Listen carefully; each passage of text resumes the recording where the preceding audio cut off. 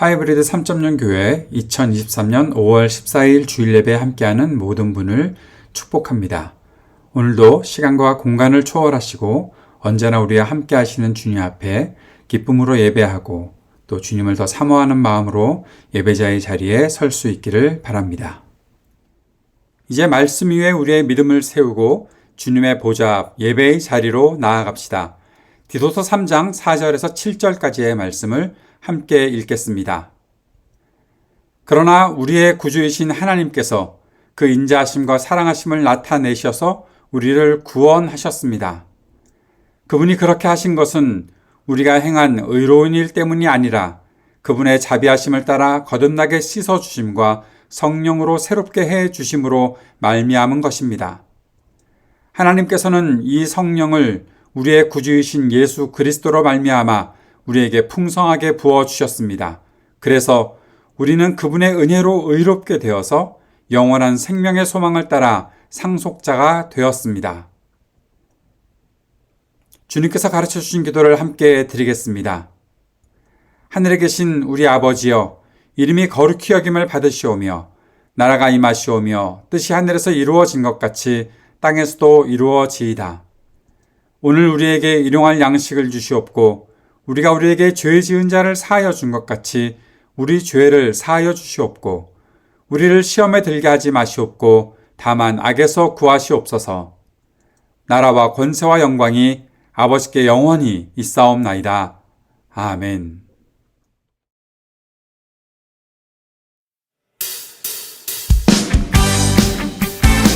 지금 함께 자리에서 일어나셔서 오늘 우리와 함께 하시는 주님, 우리의 기쁨의 요가 되신 주님을 함께 찬양합시다. 할렐루야!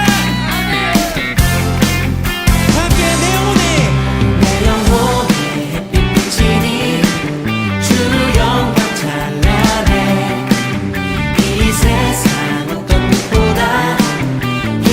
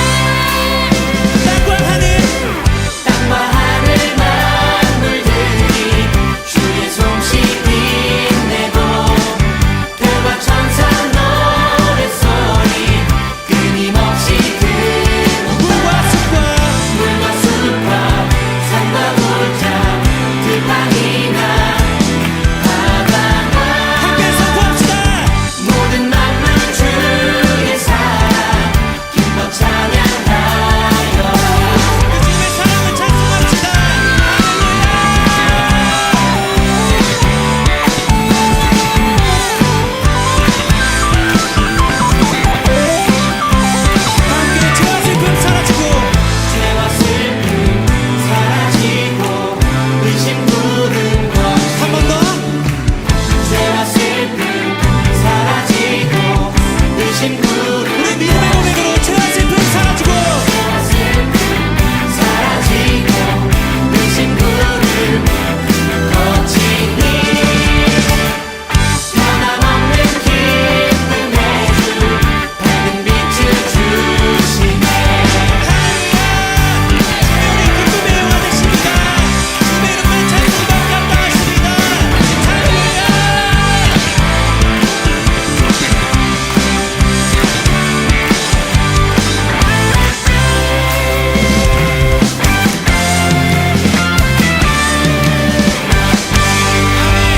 변하지 않는 주님의 사랑을 찬송합니다.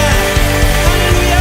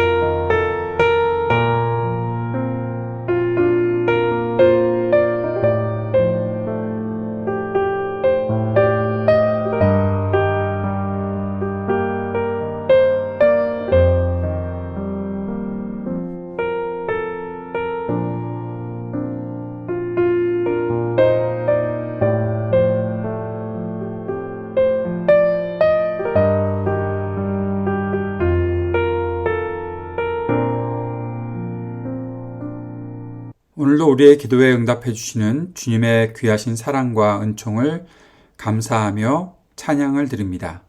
주님, 오늘도 우리에게 성령으로 충만한 은혜를 허락하여 주셔서 주님께 더 기쁨으로 예배하고 주님의 마음을 더 깊이 이해하고 주님의 뜻을 실행하며 살아가는 우리 모두가 되도록 인도해 주옵소서.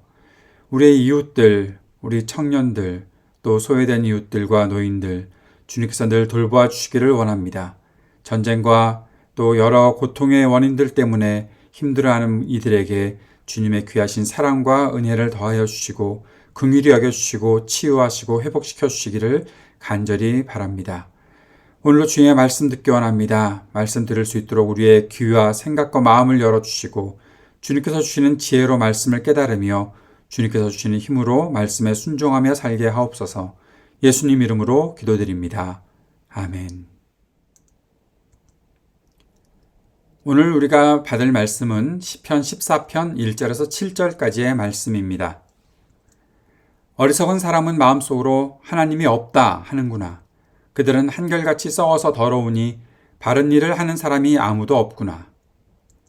주님께서는 하늘에서 사람을 굽어 보시면서 지혜로운 사람이 있는지 하나님을 찾는 사람이 있는지를 살펴보신다. 너희 모두는 다른 길로 빗나가서 하나같이 썩었으니 착한 일을 하는 사람이 하나도 없구나. 죄악을 행하는 자는 다 무지한 자냐. 그들이 밥 먹듯이 내 백성을 먹으면서 나 주를 부르지 않는구나. 하나님이 의인의 편이시니 행악자가 크게 두려워한다. 행악자는 가난한 사람의 계획을 늘 좌절시키지만 주님은 가난한 사람을 보호하신다. 하나님, 시온에서 나오셔서 이스라엘을 구원하여 주십시오. 주님께서 당신의 백성을 그들의 땅으로 되돌려 보내실 때에 야곱은 기뻐하고 이스라엘은 즐거워할 것이다. 아멘. 오늘은 시편 14편 말씀을 통해서 왜 어리석음을 경계해야 하는가라는 제목으로 말씀을 나누고자 합니다. 어리석은 사람에 대해서 우리가 알 필요가 있을까? 내가 지혜롭게 살면 되지 왜 어리석은 사람이 어떤 사람인지 알아야 할까라는 그런 질문을 던질 수도 있습니다. 어쩌면 어리석은 사람이 어떤 사람인지 아는 것은 나 자신이 어리석은 사람은 아닐까 하는 것을 알 수 있는 일이 될 수도 있습니다. 그래서 나 자신을 어리석은 사람이 되지 않도록 지키는 지혜를 얻는 일이 될 수도 있고 또 다른 사람을 지혜의 길로 인도할 수 있는 일이 될 수도 있습니다. 어리석은 사람을 알면서 또 그들을 분별해서 그들을 따르지 않을 수 있는 지혜를 얻는 길이 될 수 있다는 것입니다. 세상은 어떤 사람을 어리석은 사람이라고 할까라는 질문도 던져볼 수 있겠지요. 세상에서는 분명히 이런 사람들을 어리석은 사람이라고 할 것입니다. 상식이 부족한 사람, 또는 분수를 지키지 못하는 사람, 자신의 일을 감당하지 못하는 사람, 자기는 지키지도 못하면서 남의 일에만 관심을 두는 사람을 어리석은 사람이라고 하겠지요. 받을 것을 제대로 받지 못하는 사람, 이익을 만들지 못하고 손해만 보는 사람, 힘을 어떻게 가질 수 있는지 알지 못하는 사람을 어리석은 사람이라고 세상은 말할 것입니다. 심지어 이런 사람도 어리석은 사람이라고 말하지 않을까 싶습니다. 괜히 사회의 잘못을 지적하다가 불이익을 당하는 사람, 정의, 양심 등을 말하다가 고립되는 사람, 불편해지는 사람, 그러다가 가난해지는 사람도 세상에서는 어리석은 사람이라고 말하고 있을 것입니다. 그렇다면 세상의 기준에 따르면 저나 여러분은 어리석은 사람인지 한번 생각해 볼 수 있었으면 좋겠습니다. 그런데 오늘 우리가 읽고 묵상하는 성경은 특별히 오늘 시편 14편은 어떤 사람을 어리석은 사람이라고 말합니까? 1절에 보면 어리석은 사람은 마음속으로 하나님이 없다 하는구나. 그들은 한결같이 썩어서 더러우니 바른 일을 하는 사람이 아무도 없구나 라고 그렇게 말씀하고 있습니다. 시인 다윗은 하나님이 없다고 말하는 사람, 썩고 더럽고 부패하고 행실이 가증한 사람, 선을 행하지 않는 사람, 그들이 어리석은 사람이다라고 말하고 있습니다. 사실 이러한 어리석은 사람에 대한 정의를 세상 사람들은 어떻게 생각할까 하는 질문도 해봐야 되겠지요. 그 질문을 우리 생각하면서 오늘 이 시편을 우리가 어떻게 공부해야 하는지도 생각해 볼 수 있었으면 좋겠습니다. 잠시 시편의 구조에 대해서 공부해 보는 시간이 도움이 될 것 같습니다. 시편은 150편의 시를 모은 책이지요. 아마 수많은 시들 중에서 150편이 선택되었을 것이다 생각을 합니다. 그런데 그 시들을 모을 때 아무렇게나 모아놓지는 않았을 것입니다.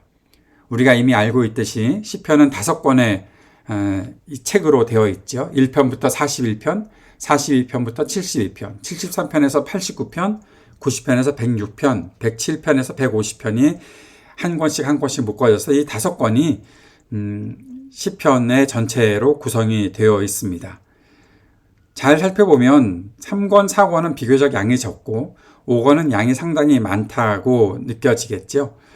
특별히 119편은 성경에서 가장 긴 장으로 되어 있는데 그것이 5권에 속해 있으니까 5권의 양은 상당히 많을 것입니다. 아무렇게나 하다 보니까 이렇게 되었을까요? 그렇게 생각하지 않습니다. 분명히 어떤 의도가 있을 것이다 생각을 합니다. 그 중에 제가 제일 좋아하는 시편은 사실 120편부터 134편까지 15편의 시편을 모아놓고 성전에 올라가는 노래라는 그러한 표제를 달아놓은 그 시들입니다. 150편 중에 15편, 그러니까 10분의 1이 성전에 올라가는 노래로 한 군데에 모아져 있습니다. 이것도 분명히 이것을 모아놓은 사람들의 의도가 있겠지요. 그 속에는 분명히 하나님의 영감이 있었을 것이다. 저는 분명히 믿습니다. 좀 장황한 설명이었는데 왜 이런 설명을 하나 하면 우리가 오늘 읽은 14편도 시편의 구성을 보면서 이해하면 좋기 때문입니다. 우리가 이미 보았던 것처럼 시편 1편은 시편 전체의 문을 여는 시였지요. 그리고 그렇게 전체의 문을 열어놓고 시편 2편에서 왕도를 말하는 시를 구성해 놓았었습니다. 아마 우리가 살아가는 삶에 우리가 어떻게 살아야 하는가를 선포하고 그 가운데 이 사회를 구성하고 있고 이 사회에서 지도자의 역할을 감당하는 사람들이 어떠한 마음가짐을 가지고서 사회와 백성들을 인도해야 하는가에 대해서 말씀하고 있었던 것이죠. 그리고 나서 3편부터 시작되는 시들이 바로 고난의 때에 주님의 도우심을 구하는 기도가 계속 이어지고 있었습니다. 그런데 이렇게 주님의 도움을 구하는 기도에 8편과 14편, 중심과 맨 마지막에 있는 10편이 좀 특이한 시로 그 안에 들어가 있지요. 주님의 도움을 구하는, 자신의 고통을 당하고 탄식할 수밖에 없는 시대에, 그러한 시기에 하나님의 도움을 구하는 사람이 8편에서 그 중심에서 나는 하나님께서 존귀하게 만드신 사람이다라는 그 정체성을 잃지 말아야 할 것을 말씀하고 있었고, 이것은 우리가 지난주에 살펴보았죠. 그리고 오늘 읽었던 시편 14편은 세상의 어리석음 속에 빠지지 말아라. 고난당하고 주님의 도우심을 구하는 때에 세상이 어리석은 사람들이 있는데 그들의 꾀임에, 그들의 속임에 당하지 말아라 라고 말씀하는 시로 구성이 되어 있다는 것입니다. 8편에서 하나님께서 존귀하게 만드신 사람들이 이제 이 세상을 분별해낼 수 있는 지혜로운 사람이 되어야 한다라는 그러한 내용들로 구성이 되어 있는 시들이 되었다라는 것이죠. 이러한 시들의 묶임들이 바로 우리가 시편을 읽어나가는 것에 있어서 아주 도움을 얻고 그 구성에 대한 도움을 받아서 시를 잘 읽어나갈 수 있으면 좋겠다라는 겁니다. 성경을 읽어나갈 때 가장 중요한 것은 문맥의 흐름을 따라서 문맥을 따라서 성경을 이해하고 공부해 나가는 것인데 시편도 그렇게 공부할 수 있는 구성들이 분명히 있다라는 것을 우리가 꼭 기억할 수 있으면 좋겠습니다. 정리하면 고난의 때에 우리가 어떤 자세로 살아야 하는가, 이 시들을 통해서 어떻게 교훈들을 우리가 잘 얻을 수 있어야 하는가라는 것입니다. 우리가 지난주에 시편 8편을 묵상하면서 어려운 상황을 겪을 때 하나님께서 우리를 얼마나 존귀하게 만드셨는지 생각하고 쉽게 좌절하지 말고 하늘과 땅과 사람을 보면서 하나님을 높이는 가운데 우리의 정체성과 우리의 존귀함을 되새길 수 있어야 한다는 것을 배웠었습니다. 그리고 오늘 우리가 시편 14편을 읽으면서 어려운 상황을 겪고 있을 때에 어리석은 사람들의 길을 따르지 말아야 한다는 것을 배우게 될 것입니다. 어리석은 사람들은 하나님이 없다고 말하는 사람이다 라고 오늘 시편에서 읽었었습니다. 그런데 때로 우리도 그런 생각을 할 수 있지 않을까 생각합니다. 어려움이 지속되고 상황이 좋아지지 않으면 도대체 하나님은 어디 계시는가? 하나님이 살아있다고 하는 그 믿음은 결국 허무한 것이 아닐까 하는 생각이 들어올 수 있다는 것이죠. 그럴 때에 이 생각이 얼마나 어리석은 것인지 알아야 한다는 것입니다. 어리석은 생각은 결국 삶을 부패하게 만듭니다. 어리석은 생각은 가증한 행실을 하게 만듭니다. 어리석은 생각은 옳은 일이 무엇인지 알지 못하게 하고 죄악에 끌려가게 만드는 것입니다. 하나님이 없다고 생각하기에 더럽고 추한 일들과 악한 일들을 서슴지 않고 행한다라는 것이죠. 3절의 말씀에 보면 하나님이 이런 말씀을 하십니다. 너희 모두는 다른 길로 빗나가서 하나같이 썩었으니 착한 일을 하는 사람이 하나도 없구나. 하나님이 없다고 생각하는 사람은 다른 사람들의 마음에도 하나님이 없다는 생각을 집어넣게 만들어서 함께 악한 길로 치우치게 만든다라는 겁니다. 그리고 그들의 삶의 특징은 선한 일을 결코 하지 않는다라는 것입니다. 왜 하나님이 없다고 생각하는 사람들이 선한 일을 하지 않느냐고 질문할 수도 있겠지요. 하나님을 믿지 않는 사람도 선하게 사는 삶 있지 않습니까? 라고 그렇게 질문할 수 있는데 분명히 시인은 지금 그렇게 생각하지 않습니다. 중요한 것은 시인이 이렇게 말한 것이 아니라 하나님께서 사람들을 살피시면서 말씀하셨다라는 것이죠. 2절에 보면 주님께서 하늘에서 사람을 구워보시면서 지혜로운 사람이 있는지 하나님을 찾는 사람이 있는지 살펴보시다가 3절에서 너희 모두는 다른 길로 빗나가서 하나같이 썩었구나. 착한 일을 하는 사람이 하나도 없구나라고 그렇게 평가하셨다라는 것입니다. 하나님이 없다고 하는 사람들은 자신들이 정한 기준에 선한 일을 한다고 할 수 있지만 결국 그 일들의 결과는 자신을 유익하게 만드는 일이지요. 그래서 그 일들을 통해서 백성들을 괴롭히는 일들만 하고 있었다라는 것입니다. 6절 상반절 말씀에 보면 행악자는 가난한 사람의 계획을 늘 좌절시킨다라고 말씀하고 있었습니다.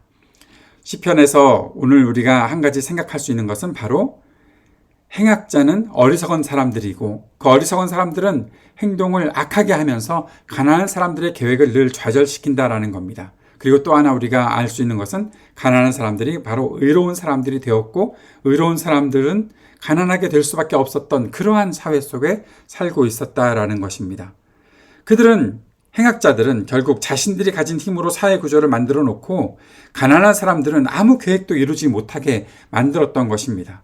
누구나 노력하면 성공할 수 있는 것 아니냐라고 논리를 내세우지만 소위 성공한 사람들의 그 흐름에 그 속에 가난한 사람들이 끼어들지 못하게 이미 철옹성을 세워 놓았다라는 것이죠. 온갖 이유로 그들은 사람들을 차별합니다. 소위 성공하지 못한 사람들은 그들이 세상의 기준으로 만들어 놓은 것들 때문에 차별을 당하게 되었습니다. 조금이라도 그 기준을 뚫고 성공하는 사람이 나타나는 것 같으면 그들이 만든, 그 행악자들이 만든 함정에 걸리게 만들고 또는 거짓을 뒤집어 씌워서 억울하게 매장당하게 만드는 것. 그것이 이 땅의 모습이라는 것이죠. 그런데 그러한 것 속에서 발견할 수 있는 것이 있습니다. 바로 하나님께서 의인의 편이시고 가난한 사람들의 편이시다라는 겁니다. 5절 말씀에 보면 하나님은 의인의 편이시다라고 했고 6절 하반절에서는 주님은 가난한 사람을 보호하신다라고 말씀하셨습니다.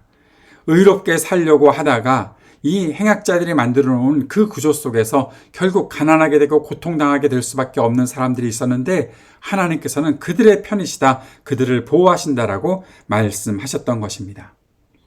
하나님이 없다고 말하는 사람들은 어떤 사람들인지 분명히 추측할 수 있겠죠. 그들은 자신들의 힘과 부를 믿고 하나님을 믿지 않는 사람들입니다. 하나님을 무시하고 사는 사람들입니다. 선을 행하지 않는 사람들입니다. 도리어 악을 행하는 사람들이었습니다. 부패하고 가증한 사람들이었습니다. 썩었고 더러운 사람들입니다. 그들은 사람들의 모든 삶을 황폐하게 만들고 파괴했던 사람들이었습니다. 하나님을 무시하는 사람들, 다시 생각하면 그들은 하나님을 부인하는 사람들이었고 선을 행하지 않는 사람들이었습니다. 그들은 어리석은 사람들이 분명했던 것입니다. 어리석은 사람들, 하나님을 무시하는 사람들은 하나님의 심판을 피할 수 없습니다. 5절 말씀에 보면 하나님은 의인의 편이시니 행악자가 크게 두려워한다라고 그렇게 말씀했지요. 그리고 5절 바로 앞에서 4절에서 죄악을 행하는 자는 다 무지한 자냐? 그들이 밥 먹듯이 내 백성을 먹으면서 나 주를 부르지 않는구나 라고 그렇게 하나님께서 말씀하시는 것을 볼 수 있었습니다.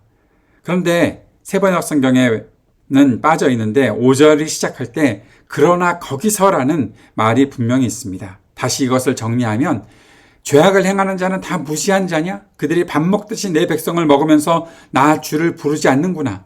하나님께서 보실 때 하나님의 백성들을 그렇게 괴롭히고 주님을 부르지 않는 사람들을 그들이 행하고 있는 것 속에서 그러나 거기서 하나님이 의인의 편이시라는 것을 그 행악자들이 깨닫게 되고 크게 두려워한다라고 말씀하셨던 것입니다.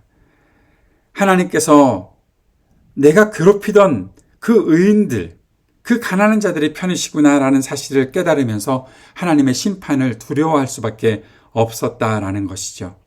어리석은 사람들, 하나님을 무시하는 사람들은 결국 하나님께서 살아서 역사하시고 하나님께서 그들을 심판하실 것들을 보면서 두려움에 무너진다는 것입니다. 사실 그들이 하나님을 무시하는 것은 그들의 교만과 죄 때문이었지요. 하나님이 계시지 않는다는 확신 때문은 아니었던 것으로 볼 수 있습니다. 로마서 1장 9절에 보면 하나님을 알만한 일이 사람에게 환히 드러나 있습니다. 하나님께서 그것을 환히 드러내 주셨습니다. 라고 말씀하고 있습니다.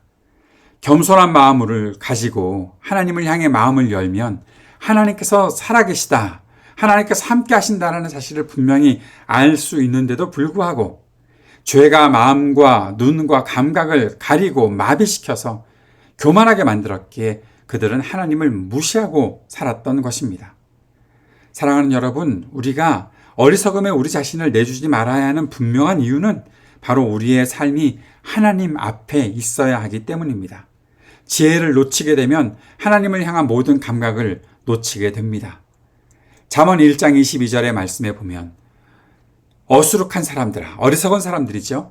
언제까지 어수룩한 것, 그 어리석음을 좋아하려느냐? 비웃는 사람들아 언제까지 비웃기를 즐기려느냐? 미련한 사람들아 언제까지 지식을 미워하려느냐? 그렇게 말씀하고 있습니다.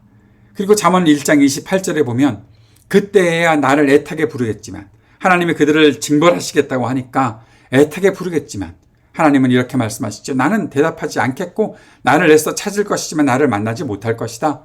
이것은 너희가 깨닫기를 싫어하며 주님 경외하기를 즐거워하지 않으며 내 충고를 받아들이지 않으며 내 모든 책망을 업신여긴 탓이다 라고 말씀하고 있습니다. 어리석은 삶은 하나님을 경외하는 삶, 하나님 앞에서 더 가까이 나아가는 영원한 생명과 기쁨의 삶에서 멀어지게 만드는 것입니다. 하나님과의 관계를 끊어버리기까지 합니다. 지혜는 무엇입니까? 지혜는 하나님을 의지하는 길을 열어가는 것입니다. 지혜는 하나님의 보호와 동행을 경험하게 만듭니다. 지혜는 하나님의 뜻을 알게 합니다.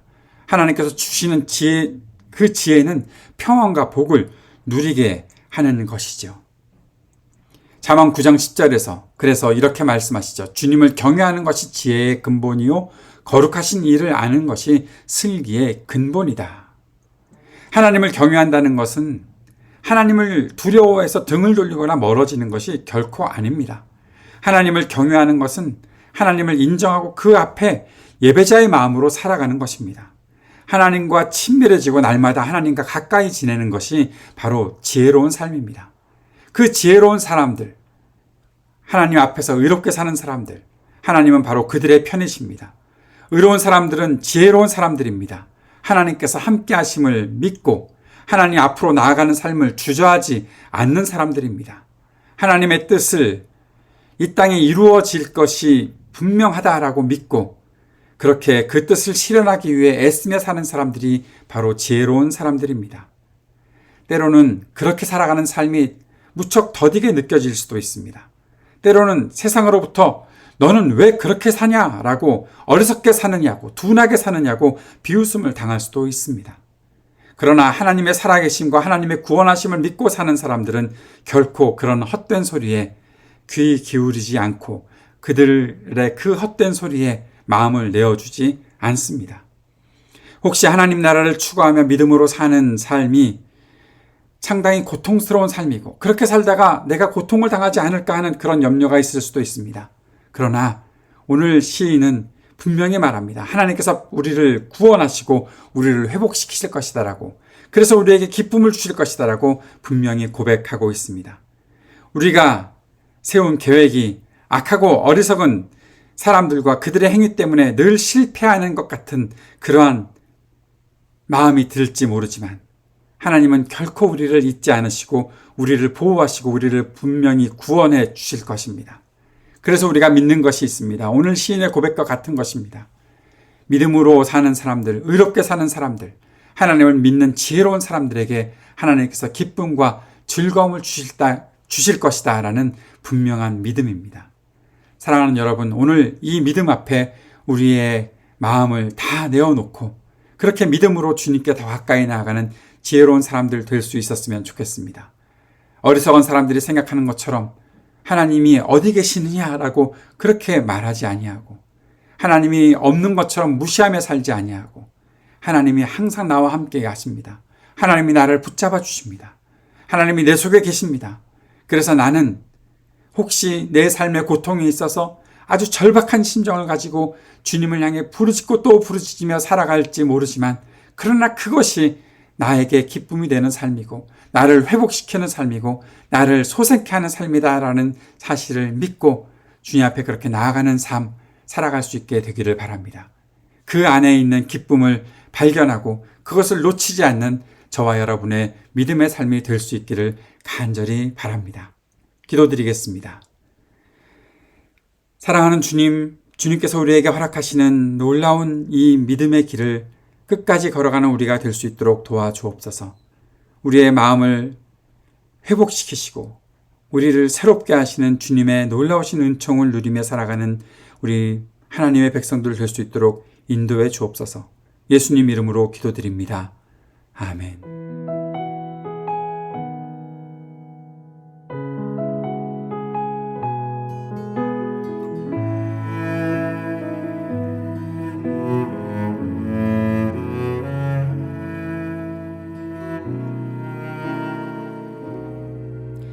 마음이 상한 자를 고치시는 주님, 하늘의 아버지 날 주관하소서.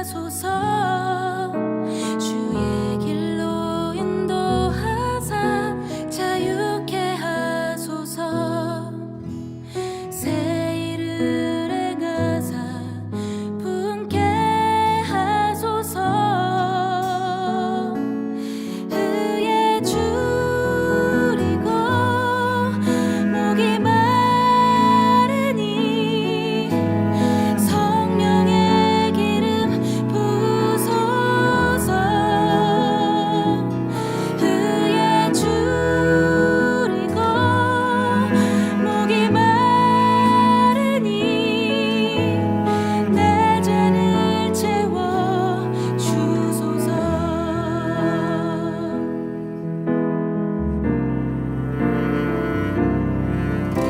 성령으로 채우사 주 보게 하소서.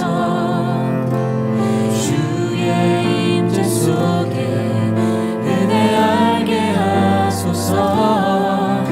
주 뜻대로 살아가리 세상 끝날까지. 나를 빚으시고 새날 열어주소서. 의에 줄이고 목이 마르니 성령의 기름 부소서. 의에 줄이고 목이 마르니 내 잔을 채워 주소서. 의에 줄이고 목이 마르니 성령의 기름 부소서. 의에 줄이고 목이 마르니 내 잔을 채워 주소서.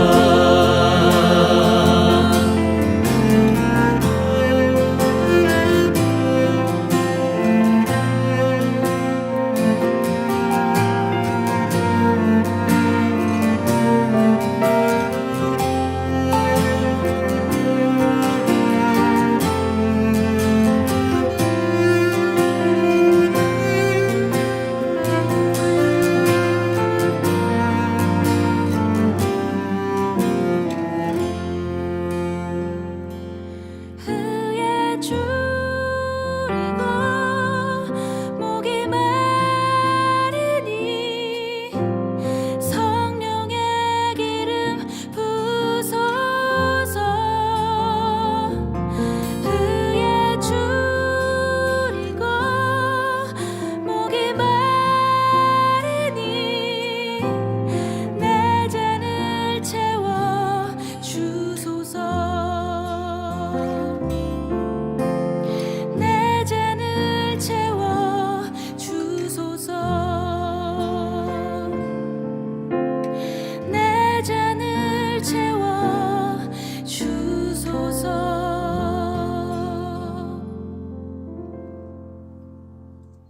우리의 믿음의 길에 주님께서 늘 함께 하심을 믿고 오늘도 서로 축복하는 시간 갖도록 하겠습니다. 그리스도 우리 앞에 계셔서 우리를 늘 좁고 바른 길로 이끄소서. 그리스도 우리 곁에 계셔서 우리 손을 붙드시고 용기를 주소서. 그리스도 우리 아래에 계셔서 우리가 넘어질 때 받으시며 희망 잃지 않게 하소서. 그리스도 우리 위에 계셔서 우리 일상의 모든 순간을 거룩하게 하소서. 그리스도 우리 안에 계셔서 우리가 그리스도의 열매를 맺게 하소서. 성삼위 하나님 항상 우리와 함께 처음과 같이 지금도 그리고 영원히. 아멘. 오늘도 예배에 함께 하신 모든 분을 축복합니다. 한 주 동안의 우리의 삶이 늘 주님 앞에 있음을 깨닫고 주님을 더 깊이 알아가는 저와 여러분의 지혜로운 삶이 될 수 있기를 바랍니다.